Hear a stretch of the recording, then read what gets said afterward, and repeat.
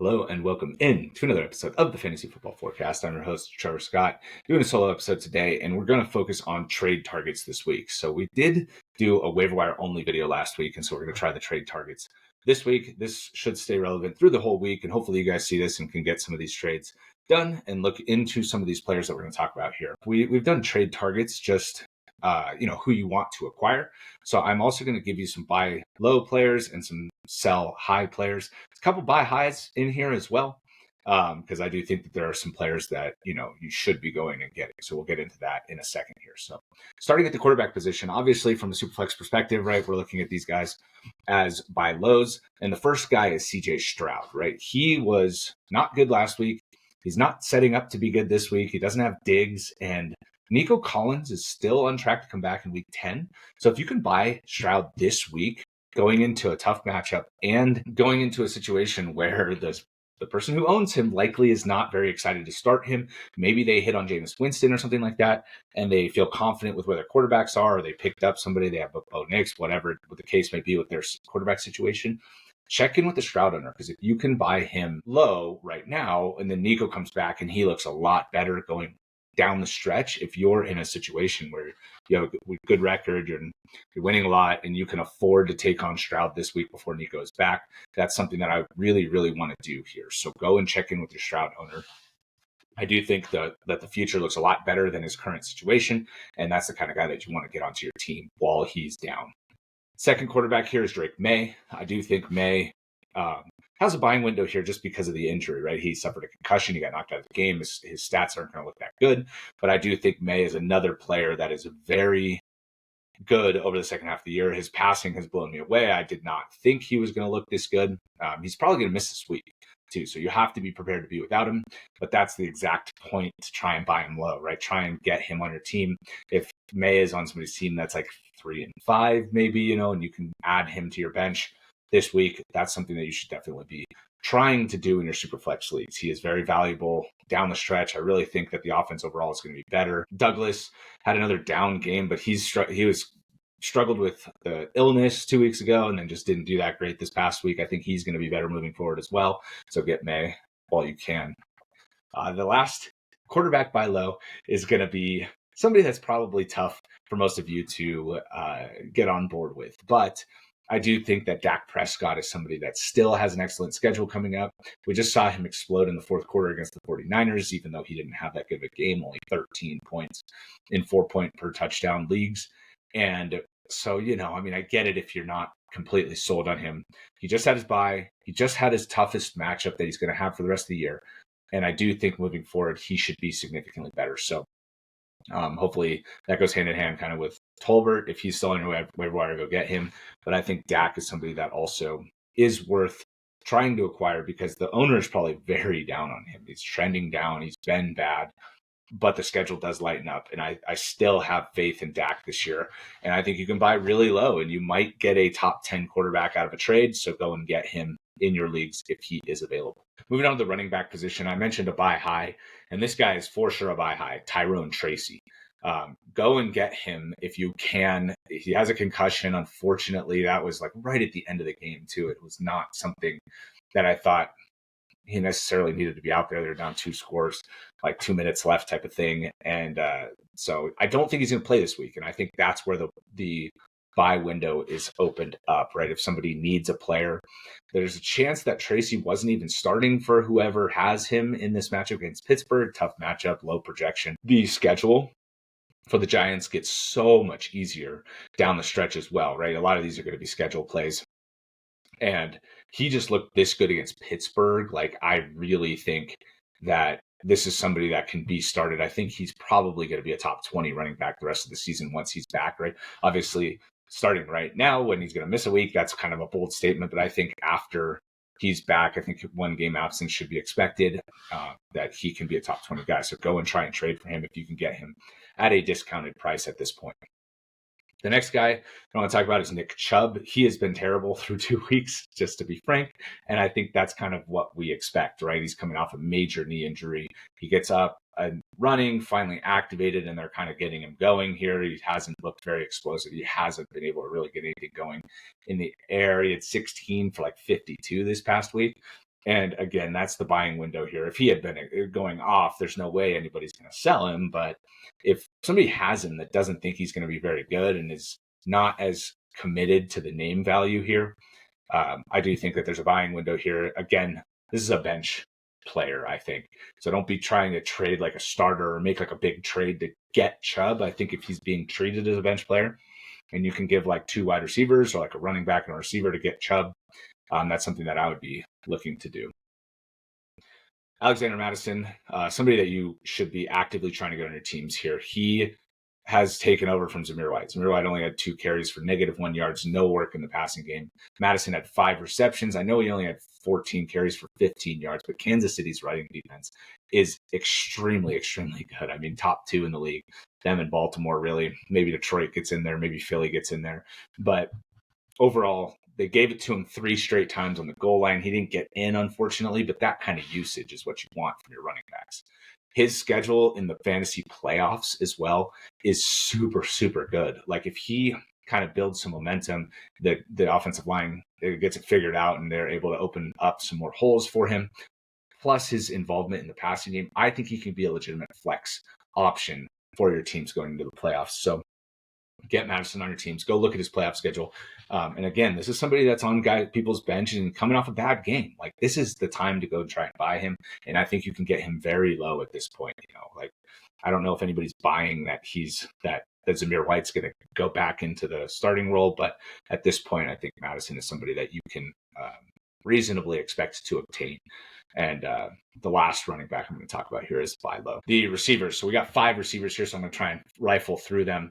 T. Higgins, he obviously had the quad injury. We don't know exactly how hurt he is. We don't know if he's going to miss another game. I think he was trying to push to play, so I hope he can get back out there next week. But we don't know that for sure at this point, unfortunately. So if you can acquire T. Higgins at this point, if you're in good standing with your leagues and there's somebody that has Higgins that's willing to move him because they need production now, this is somebody that I think once healthy could be a top 15 wide receiver. I do expect him to stay with the Bengals too. I think the Bengals are trying to win. And now that he's banged up, I don't think there's going to be a ton of market to try and acquire him. So, as long as he's with Burrow opposite of Chase, I do think top 15 wide receiver, top 20 wide receiver is reasonable to expect here. And I don't think you have to pay this price right now coming off an injury and still up in the air whether or not he's going to even play next week. So Higgins, my top waiver target my top trade target this week is buy low. The next guy is Brian Thomas Jr. We've talked about him extensively. This one's another injury one. If he's going to have that chest injury, that's going to keep him out. He's not out this week yet. They announced 2 to 4 weeks, and then Peterson said he had a chance to play. So I don't know exactly what's going on here with Brian Thomas Jr. I think it's his MRI came back clean, so the rib cartilage, right, that kind of connects to the chest bone, is intact, which is very good for his potential outlook in terms of playing. It's going to be pain management on the bone part of his ribs, right on the outside of the chest. Maybe they put a flak jacket on him, but they need him too. I mean, Christian Kirk just went down for the year. It's going to be tough sledding for this offense, I think. But Brian Thomas Jr., if somebody's worried again about him not playing and you're able to package like a Jacoby Myers with a bench running back like a Chase Brown to go get him, I think that's a good move to try and do. The next guy is Amari Cooper. This one's a slam dunk, right? He only had 1 catch for 3 yards. He looked great in his first action and then terrible this week. He played a lot in the first half and not so much in the second half. I think he got to about 50% snap share, but that's obviously going to go to 100, right? I'm not worried about him getting open. I'm not worried about him garnering targets. I just think this is still like it's only his second week with the team. He's going to get better. And you can also try and sell the Cooper owner on the fact that Shakir and Coleman both went off. Shakir over 100 yards, Coleman 70 at a touchdown. I really think Cooper is going to be productive in this offense, and I don't think that those two are going to prevent him from drawing targets once he's fully caught up. So there's definitely a buying window here now with Cooper. Terrible game, and both other receivers went off. So check in with your Cooper owner. I mean, some Cooper owners are very bullish, but this is somebody that I think too, you can try and trade if the Cooper owner needs a tight end, right? Try and make the trade, or if you have a good tight end and they have like a decent tight end, try and make that Cooper with their bad tight end for your good tight end. I think that could be a good situation here to try and get Cooper. Deebo Samuel is the next guy, right? He is just banged up, and he had pneumonia. He hurt his ribs. He left the game. but they have a bye week. So I think he's going to have the opportunity to get fully healthy. Hopefully he gets over the pneumonia. Hopefully he can get back his cardio a little bit. Obviously that's really tough on any player, right? When your lungs aren't fully there for the game. He had a 66-yard touchdown called back on a penalty. The penalty did spring him open for that. So sometimes the penalty is irrelevant. But the penalty did spring him open on that play. I think he's going to be fine. And no Ayuk, and Pearsall is there, right? But unless they add somebody, I think he might just be a top 10 wide receiver out of the bye. If you can get Deebo now with all how banged up he is and on the bye, that's somebody that you definitely should be trying to get. That's the best player of the guys we're going to talk about here at receiver. So if you can get him on your teams, he's the one worth going up and paying a lot for, I think. If you're in a good spot and you really need a receiver, he's somebody that I think can be a major difference maker down the stretch. Jaylen Waddle is the last guy I want to talk about here. Tua came back, everybody's excited, and Waddle has another dud, right? He only had 6 points in half PPR leagues. I think there's a major buying window here. If somebody was all excited for him back with Tua and then like he just completely falls flat, I think that's something that you can try and sell too, because he only had 6 targets. He had a bad drop. They would have been like a 20-yard play. But with Achane getting so many targets, that's the talking point. Like, look, Achane is the number 2 target in this offense behind Tyreek Hill, not Jaylen Waddle. And if you can convince somebody of that, or somebody is going to buy that talking point, which I don't know if it's even a talking point. I think those two, Achane is definitely a problem for Waddle, but I do think that Waddle has better games ahead here with Tua as the offense kind of kick starts and gets rolling again. So I think he is somebody that you could probably buy for pretty cheap, because he has been awful this year, like horrible. And I think he's not going to be that, right? I think he could be a top 30 receiver rest of the season. And in 3 wide receiver leagues, that makes him a starter moving forward. So I think that's somebody that, if you're able to buy low on, is somebody worth going and getting. All right, going into sell high players now. So I've got 3 guys at each position that I want to rifle through here as sell highs. Somebody that you could maybe try to take these players and go get, some of the guys we just talked about. But the first guy I want to talk about is Kirk Cousins. Nobody wants to hear this right now because Kirk has looked so good. But I will say the 2 games that he's done really well, right? The 504 and then he just had 275 and 4 were both against Tampa Bay. Everything else this season for Kirk has not been that good. And if somebody doesn't know that, if somebody doesn't realize that, I think you can trade him really high. Like, I think you might be able to get something in addition for Dak, right? Like if you go up and you sell Cousins for Dak plus, right? Like that's something that I would want to do, because I'd rather have Dak rest of the season. But I think Kirk Cousins is looked at very highly right now. He's up there in fantasy points, but I think it's driven by these 2 major games against division rivals, against a division rival that, that they just played twice. So I think overall Cousins, good player. I still, in Superflex, you're still starting him and everything. I just think if you go and look at his game log, those 2 games are fueling a lot of his production here. So I do think that's somebody that you can go and sell. The next guy, right, Matthew Stafford. He has done nothing all year, 3 touchdowns through the first 7 weeks. And then in week 8, he explodes after getting Puka and Kupp back on the field, right? 4 touchdowns, 280 passing yards. That's a perfect sell window in Superflex. If somebody thinks Stafford is now back, he's going to be a top 15 quarterback, and he gets a good matchup this week, I think that the stars are aligning to be able to trade him. So I think you can really get a lot for him now. Now that his offense is back, right, you can go and try and trade him for, a RB2, right? Or if you had figured out your quarterback situation in front of Stafford while those guys were out, chances are Stafford was on your bench this week. So like if you can get anything good for him that could be a starter for you, I think that's something you do. If you can trade him, for example, like David Montgomery straight up in your Superflex leagues, that's something that I would want to do. Maybe even you get like a quarterback back and you get Rachaad White, for example. I think that's something that could be done. And I have a better feeling about White now that he has a pretty predominant passing game role. So just examples of what you might be able to get for Stafford. The last guy here as a sell high is Jameis Winston. I mean, he comes in, first start, 23 points, and it just looks awesome too, right? I mean, he threw for over 300 yards. He had 3 touchdowns, didn't turn it over. I do think that Winston has quite a bit of value moving forward now. I do think this game and this production and this win kind of cements him as the starter. I think, going into the week, maybe there weren't these huge fab bids to try and get him because there was some uncertainty with DTR. But I think that's all been spelled now. He's going into week 9 as the starter, and then they're going to go into the bye. I think he stays the starter. So if you can get something good for Winston, maybe you just added him and you need tight end help, go and try and trade your tight end with Winston to get a better tight end. That's something I wish I had done in a league, but I think that's also something that can be reasonably expected in your superflex leagues. If somebody needs quarterback help, they should want Winston. I mean, he is going to be very good. He's going to be a top 20 quarterback as long as he's the starter. So another guy that I think you can sell high and really improve your team for somebody you just picked up off the waiver wire. The 3 running backs here now. So these guys are all sell highs, and I don't know how much you could get for them, but it's worth trying because I think all of them have limited value here. But Rhamondre Stevenson is the first one. He just scored 2 touchdowns. So if somebody's just looking at those 22 points saying like, oh, maybe this is somebody I want. But he had 20 carries for like 45 yards. He did not do very well against the Jets defense, who is not that great on the ground, right? They're very strong against the pass. They're a good defense overall, but that's not a good production.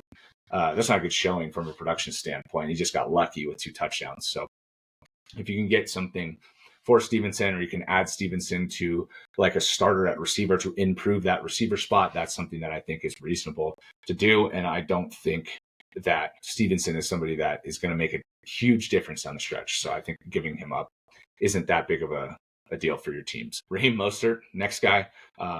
He looked like the goal line back, and he scored twice, right? He didn't get a ton of work. He had 9 carries, 20 yards, and 2 touchdowns, had a catch as well. But, if somebody that has Achane is looking to bring on Mostert, or somebody that just is really hurting at running back, sees Mostert score twice and goes, oh, maybe he's healthy and ready to capture some of that magic from last year. Sell Mostert now. Just scored big total. Right, this is the time to try and move him if anybody is interested. So, he looks healthy, he looks right, so you feel good about moving him for a different bench player. If you need wide receiver help, Darnell Mooney maybe could be a good target. If somebody sees Mooney or was benching Mooney, and you can add Mostert to one of your bench receivers to go up and get Mooney. I think Mooney is a much better player. Something like that, I think, could be done. Maybe somebody that has Mooney is really relying on him, but overall, I think, and it's kind of tough because Mooney just had a bad game. But, even if you could get Amari Cooper at this point, I don't think there's any chance of that really, unfortunately. But, somebody down a little further, I think, for Mostert would be good. The last guy is if you have Kareem Hunt and you don't have Isaiah Pacheco, you have to sell him this week. Hunt did not look good this past week, right? He had like 21 carries for 55 yards or whatever it was. I know he scored, but this week, he looked worse.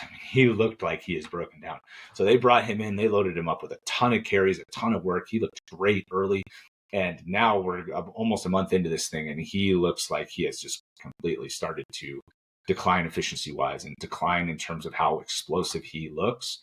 Maybe it's a bad read on my end, but the fact that they couldn't get anything going on the ground against the Raiders with Kareem Hunt is just indicative to me that he is starting to break down very quickly. And that should be expected from somebody that didn't go through training camp and is 29 years old. So, he was great, but this is the time to sell him. You need to sell him for whatever you can get, because once Pacheco's back, he might be back in week 10, maybe week 12, somewhere in that window. He's going to be, in my opinion, he's going to be completely worthless. If I had Kareem Hunt anywhere, I'd be pushing to sell him to the Pacheco owner for whatever I could get. If that guy is Wan'Dale Robinson, or maybe DeAndre Hopkins, or he just added Ricky Pearsall, he is Cedric Tillman. I'd be looking to move Hunt for any of those guys 1-for-1. Like I just think Hunt is very close to being done as a useful player this season. So if you can get any long-term value, any season-long value, any injury insurance for him, I'd be doing that. Last position we're going to talk about here, wide receiver as sell highs. So we've got 3 names. Again, these guys are down low,